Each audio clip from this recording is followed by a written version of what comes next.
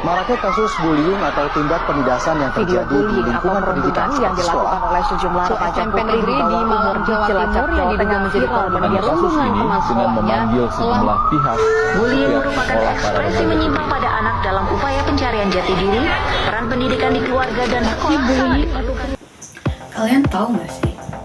Sebanyak 24,4% siswa di Indonesia mengaku pernah menjadi korban bullying.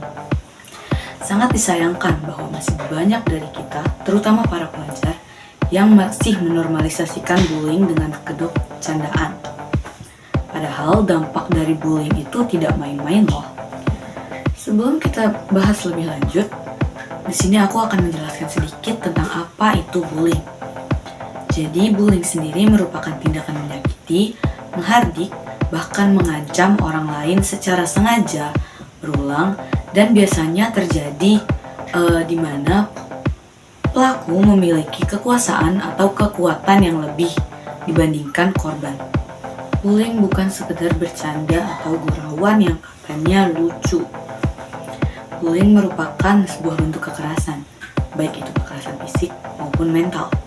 Menurut data dari Kementerian Pendidikan dalam rapor pendidikan 2022-2023, sekitar 24,4% siswa di Indonesia mengaku pernah mengalami bullying.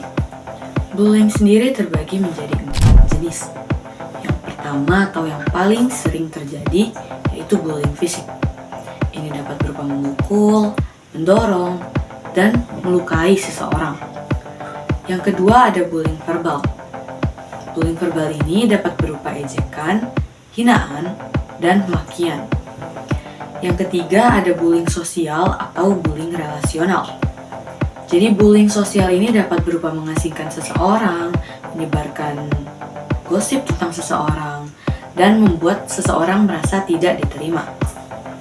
Jenis bullying yang keempat atau yang terakhir itu ada cyberbullying. Contohnya yaitu berkomentar jahat tentang seseorang di media sosial, menyebarkan gosip atau foto untuk mempermalukan seseorang, serta chat atau pesan yang melecehkan seseorang. Dampak dari bullying itu sendiri tidak main-main. Korban bullying memiliki risiko lebih tinggi untuk mengalami depresi, kecemasan sosial, gangguan tidur, trauma jangka panjang, dan bahkan tidak sedikit dari mereka yang memutuskan untuk mengakhiri dirinya sendiri. Yang lebih memprihatinkan adalah banyak dari mereka yang belum berani untuk melapor.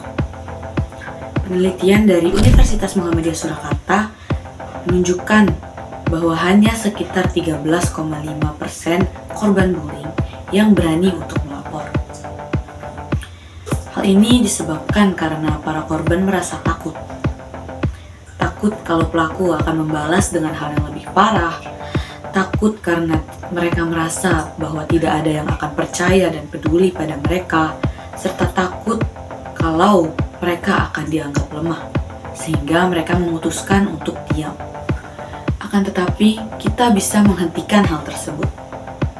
Jika kamu melihat ada seseorang yang sedang dirundung ataupun dibully, tunjukkan dukungan kepadanya.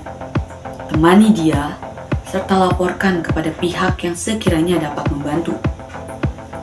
Bullying itu bukan budaya, bukan pula candaan.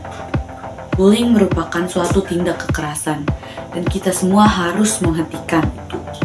Jika kamu adalah korban, ingat, ini bukan salahmu. Kamu tidak pantas diperlakukan seperti itu.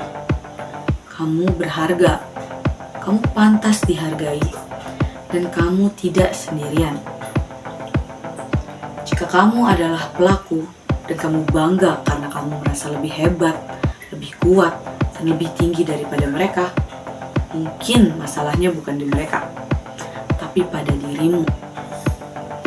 Dan jika kamu adalah saksi, kamu memiliki peranan besar.